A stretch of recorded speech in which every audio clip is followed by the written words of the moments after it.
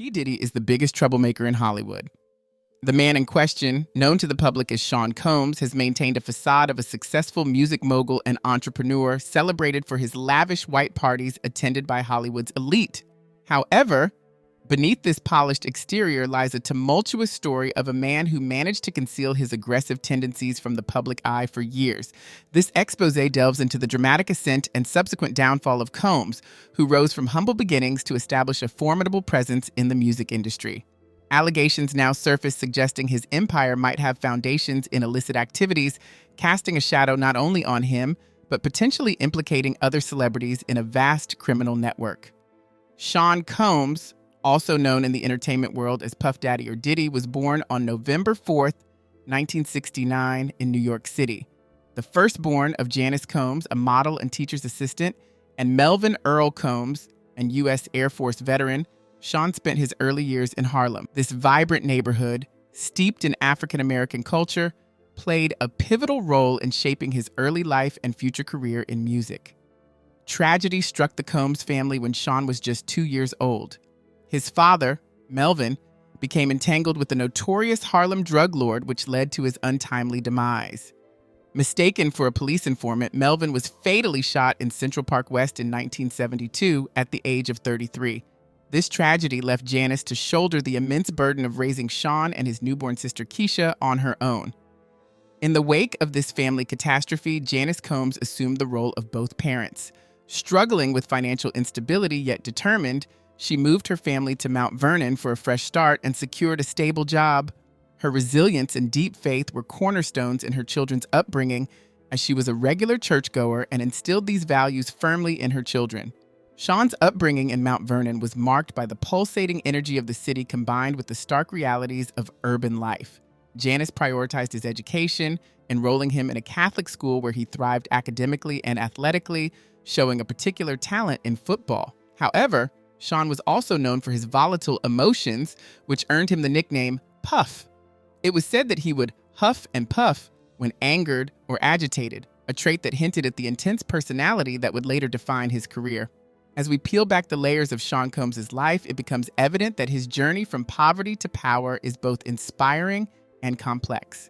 Filled with ambitious rises, devastating losses, and now allegations of illegal dealings, his story offers a rare glimpse into the hidden realities of a music industry giant. Stay tuned as we continue to uncover more about this compelling figure and the determined to make a better life for his family. Sean Combs started his entrepreneurial journey early, taking up a paper route before school each day. His charismatic personality and leadership skills not only earned him extra customers, but also fueled his ambitions for success. After graduating from high school, he pursued these ambitions at Howard University in Washington, D.C., majoring in business with an eye firmly on the music industry. At Howard, Sean's knack for organizing events came to the forefront as he began hosting large parties that attracted thousands, including notable artists, and buzzed with potential. His efforts did not go unnoticed. Andre Harrell, the influential founder of Uptown Records, spotted his talent and offered him an internship. Embracing this opportunity, Sean made the decisive move to drop out of college and dive full-time into the music business. Quickly climbing the ranks at Uptown Records, Sean secured a role as a producer, where he started shaping the careers of up-and-coming urban artists. His vision and drive, however, were not without their pitfalls. In 1991, Sean faced significant challenges after organizing a benefit basketball game and concert at the City College of New York. The event, intended for 2,700 attendees, was overwhelmed by a crowd of over 5,000, leading to a tragic stampede that resulted in 9 deaths and 29 injuries. While Sean was not criminally charged, the aftermath included several civil lawsuits from the victims' families. This event was a crucial juncture in his career, with conflicting reports about his tenure at Uptown. Some suggest he was dismissed following the incident, while others believe he remained until 1993 when he left to start his own label, Bad Boy Records, thus cementing his bad boy persona. During this tumultuous period, Sean's personal life also captured public attention. He was often seen with a well-respected fashion designer he had met in high school. Their relationship led to the birth of their son, Justin Combs, in 1993. Although their romantic relationship ended, they continued to co-parent effectively. Meanwhile, Sean's professional life took a positive turn when he discovered a young rapper named Christopher Wallace, better known as the Notorious B.I.G. Under Sean's guidance, Wallace transitioned from a street hustler to a music icon, greatly enhancing Sean's standing in the industry. By 1994, both Sean's career and personal life appeared to be on a stable path. Sean Combs, also known affectionately as Puff Daddy, entered a relationship with model Kimberly Porter, who was often called Lil' Kim. He embraced the role of a father figure by adopting her son Quincy from a previous relationship, further solidifying his personal life amidst his rising career. During this time, the notorious East Coast-West Coast rivalry intensified, fueled by record labels capitalizing on the conflict to boost album sales. This rivalry not only heightened tensions within the industry, but also marked the start of Sean's legendary yet contentious career trajectory. On one side of the infamous rivalry was Death Row Records, championing the iconic Tupac Shakur, while Sean's label, Bad Boy Records, was a pillar on the East Coast, promoting the meteoric rise of the Notorious B.I.G. Although Tupac and Biggie, as he was known, had once been friends, their relationship deteriorated amidst growing hostilities, leading to violent clashes between their respective fan bases. The conflict reached its tragic climax with the drive-by shooting of Tupac in Las Vegas in September 1996, followed by the murder of the Notorious B.I.G., who was also fatally shot in his car in a similar scenario. Although no conclusive evidence linked Sean directly to these incidents, his association with them cast a long-lasting shadow of suspicion over him. Despite the turbulence and personal losses, Sean continued to forge ahead in his career, preparing for the release of his debut album. To honor his late friend Biggie, Sean included the single "I'll Be Missing You" in his album, featuring Biggie's widow. The track became a poignant tribute and achieved massive commercial success. The album itself received widespread acclaim and topped the charts, earning Sean 2 Grammy Awards in 1998, one for Best Rap Album and another for Best Rap Performance by a duo or group. That same year, Sean's influence extended beyond music. He produced tracks for megastars like Madonna and Mariah Carey and ventured into fashion, launching an urban-inspired clothing line. His brand quickly expanded, opening flagship stores in major cities and earning him accolades as a leading men's fashion designer. Sean's multifaceted career not only solidified his status as a music mogul, but also as a prominent figure among the cultural elite.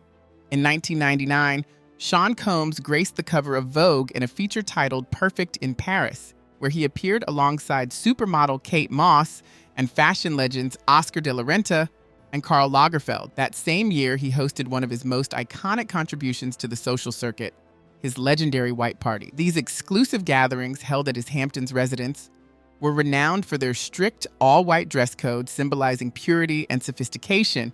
The concept, inspired by the elegance associated with the color white, rapidly became a hallmark of Sean's luxurious and well-curated event. The White Parties were not mere social events, they were meticulously... In 2001, Sean Combs was acquitted of all charges, further solidifying his bad boy image even as his business empire continued to expand.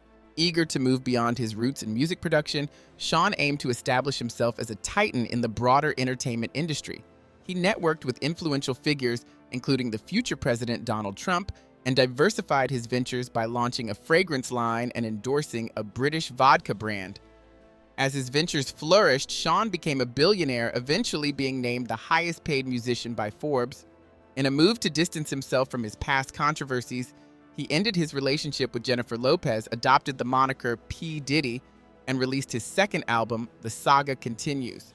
His endeavors extended into acting, with a role in Monsters Ball, and into television, where he produced the reality show Making the Band.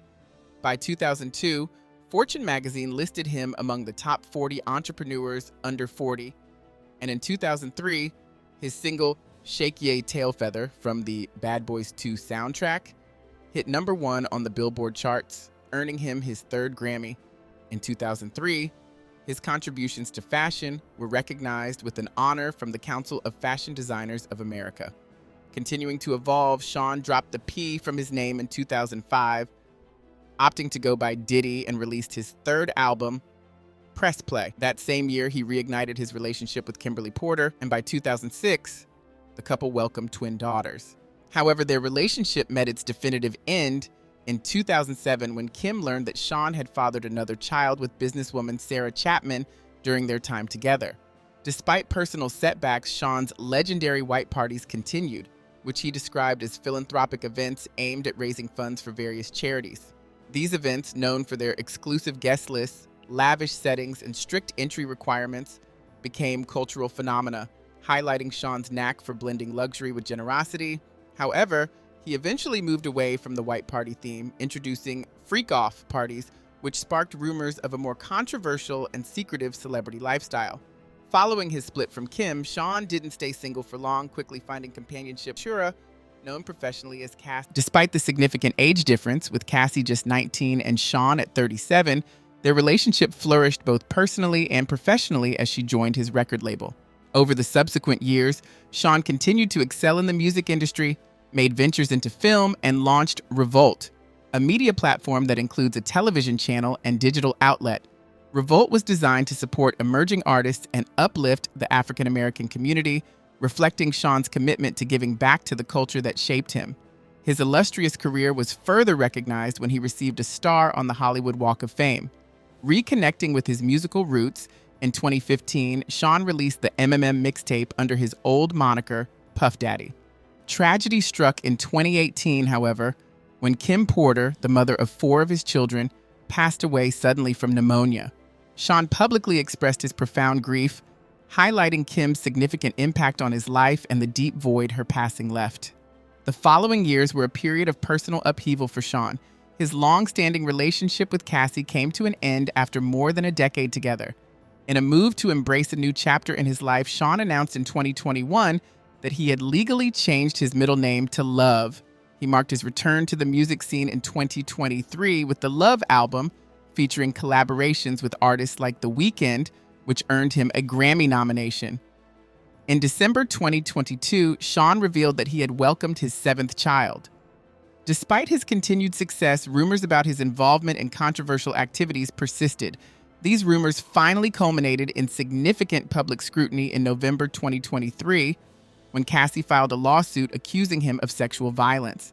Her allegations were brought under New York's Adult Survivors Act, which allows adult survivors of sexual assault to file civil claims regardless of the statute of limitations. According to the lawsuit, Cassie described a relationship dominated by severe control and abuse, beginning shortly after their acquaintance. She claimed that Sean introduced her to a high-paced lifestyle filled with drugs, which eventually led to years of alleged sexual and physical abuse. Cassie detailed coerced participation in Sean's freak-off parties, described as drug-fueled events with hired male sex workers, where attendees often required intravenous hydration post-event due to exhaustion. Cassie's harrowing account included allegations of Sean threatening to release compromising videos of her to maintain control. She asserted that this pattern of abuse began early in their relationship and continued until she managed to break free in 2018. One particularly disturbing incident she cited occurred post-breakup, when Sean allegedly forcibly entered her Los Angeles home and assaulted her, further illustrating the severe nature of the allegations against him. Furthermore, she felt threatened when her new boyfriend's car was mysteriously destroyed in an explosion, which she interpreted as a stark warning. Despite the serious nature of these allegations, Sean denied all claims and chose to settle the matter privately with Cassie, compensating her with a significant financial sum. This resolution sparked varied public reactions. Some questioned Cassie's motives, while others commended her courage in speaking out. Shortly thereafter, Sean was confronted with additional legal troubles as 3 more women filed lawsuits stemming from incidents ranging from 1991 to 2000, all associated with his high-profile parties. Reports suggested Sean attempted to settle these cases out of court, but the women proceeded with their claims. They accused him of sexual misconduct, physical assault, and coercing them into consuming substances, casting a shadow over the celebrated gatherings. One claimant, Joy Dickerson Neal, recounted an episode from 1991. When she was a college student, she alleged that Sean compromised her drink at a dinner, leaving her incapacitated. She claimed he then took advantage of her and recorded the act. Despite her attempts to report the incident, she found little support from potential witnesses who feared career backlash. More allegations emerged from 2 women in New York's Southern District, who were teenagers at the time of their alleged encounters.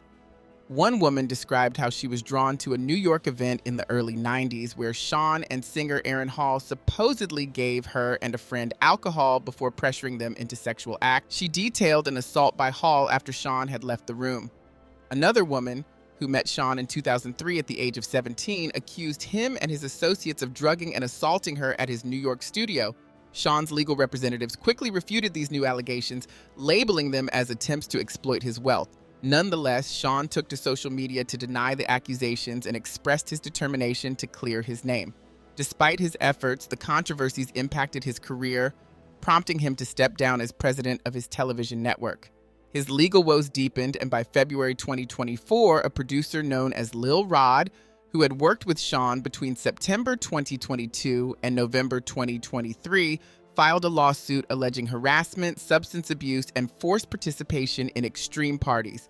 This lawsuit garnered extensive media coverage as Lil Rod alleged possession of recordings that documented illegal activities involving Sean, his team, and other parties. Among those implicated in the lawsuit was court documents described a disturbing pattern in Sean Combs' life, alleging that he orchestrated high-profile gatherings where illegal substances were offered and underage individuals were present. These events, reportedly known within elite circles, appeared to draw record label executives who allegedly turned a blind eye, reaping financial benefits from Sean's access to celebrities and influential figures. Amidst his legal team's attempts to defend his reputation, federal authorities launched an independent investigation. By March 2024, Homeland Security agents raided Sean's Miami Beach and Los Angeles properties. Sean was reportedly present at his Miami home during the raid, while at his Los Angeles mansion, 2 of his children were seen handcuffed outside. These scenes highlighted the escalating scrutiny surrounding his private life. The raids uncovered significant evidence, including large amounts of cash, over 1,000 bottles of baby oil and other lubricants, as well as computers and media files. Authorities reported finding firearms, restraining tape, hidden cameras, and specially designed rooms, all pointing to alleged trafficking and exploitation activity. Experts suspected the baby oil might have been mixed with an incapacitating substance to subdue victims. As the federal investigation continued, Sean's image faced severe public backlash.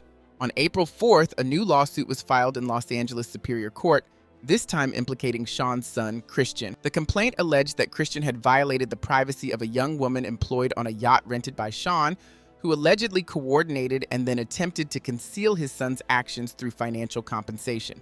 Over the following months, Sean's attorneys filed motions to dismiss these mounting lawsuits, asserting that the accusations were baseless. However, a critical piece of evidence soon emerged that undermined their defense. On May 17, 2024, a major news network broadcast a security video from a Los Angeles hotel in March 2016. The footage showed Sean physically assaulting his former partner, Cassie, as she waited by an elevator, reportedly trying to escape following a previous incident of abuse described in her 2023 lawsuit. The public outcry over the video was swift and intense. 2 days later, Sean issued a public apology, admitting his inexcusable actions and claiming that he had sought professional help afterward. He expressed regret and took responsibility for his behavior, but the damage to his reputation was undeniable. Just as Sean attempted to salvage his public image, former model Crystal Machine filed a civil lawsuit. The legal troubles continued to mount as a series of lawsuits poured in. One case involved a 51-year-old inmate who claimed Sean had drugged and assaulted him at a party nearly 3 decades ago. Reportedly, Sean offered him a $2.3 million settlement to resolve the matter privately, but the man refused. In early September 2024, after Sean failed to appear at a related court hearing, the judge ordered him to pay $100 million to the inmate. Sean's attorney appealed the decision, arguing that the plaintiff's criminal history undermined the credibility of his claims. As the scandals unfolded, Sean traveled to New York on September 5th, checking into a Manhattan hotel amid speculation about an impending indictment. Just days later, former bandmate Dawn Rachel filed a federal lawsuit against him, alleging a range of mistreatment going back to 2009. Her accusations included unpaid royalties, instances of being struck with objects, denied food and essentials during recording sessions, and even threats against her life when she attempted to intervene in Sean's alleged abusive behavior toward Cassie. Sean's legal team responded with a strong denial, dismissing Rachel's claims as false. However, the situation worsened. On the night of September 16, 2024, Sean was arrested at the Manhattan Hotel facing a battery of charges: sex trafficking, organized crime, and interstate transportation for prostitution.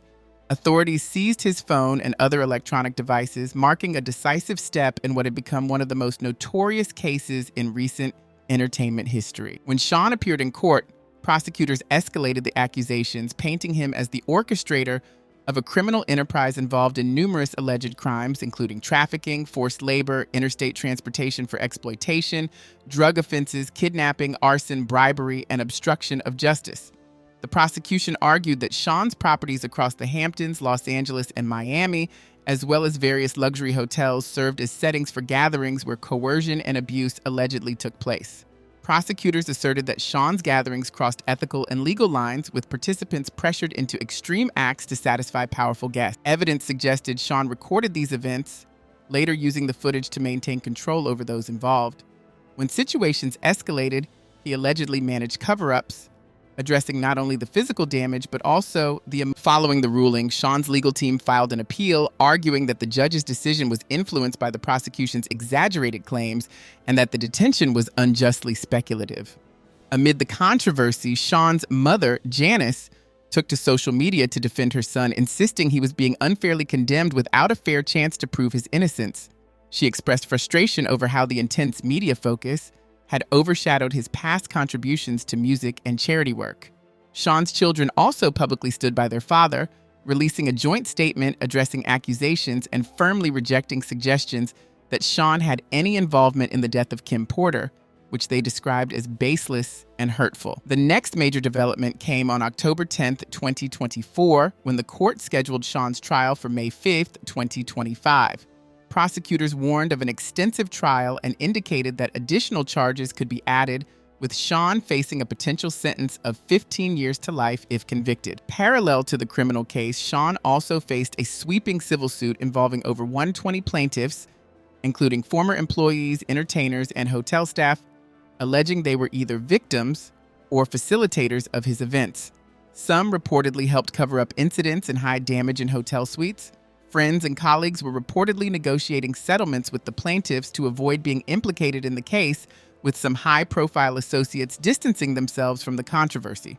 A source close to actor Leonardo DiCaprio clarified that the white parties he attended around 2000 bore no resemblance to the allegations linked to Sean's recent legal troubles. Similarly, Usher, whom Sean mentored in the mid-90s, described that era as wild and intense, but refrained from discussing any direct connection to the current accusations. Speculation even arose around Justin Bieber, with fans